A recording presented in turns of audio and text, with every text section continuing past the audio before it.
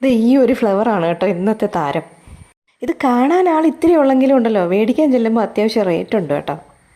നമ്മുടെ fresh flowers വെച്ചിട്ടുള്ള wedding കേക്കൊക്കെ ചെയ്യുമ്പോൾ അതിനോടൊപ്പം ഞാൻ ഈ ഫ്ലവർ മേടിച്ചിട്ടുണ്ട് കേട്ടോ. പിന്നെ ഇത് വാഞ്ചോ ഫ്ലേവറിലുള്ള ഒരു കസ്റ്റമൈസ്ഡ് കേക്കായിരുന്നു കേട്ടോ. അങ്ങനെ ഈ ഫ്ലവർ മേടിക്കാനായിട്ട് ഞാൻ തുള്ളിച്ചാടി ഷോപ്പിൽ ചെന്നപ്പോഴാണ് അറിയുന്നത് എനിക്ക് ഇതിൻ്റെ പേരറിഞ്ഞൂടെ. കഷ്ടകാലത്തിന് പിന്നെ മഴ ആയതുകൊണ്ട് ഞാൻ ഫോണും കൊണ്ടുപോയില്ല. അങ്ങനെ അവിടെ ഉണ്ടായിരുന്ന എല്ലാ ഫ്ലവറും ഞാൻ അരിച്ചു ഉറക്കിയെങ്കിലും ഇത് മാത്രം കണ്ടില്ല.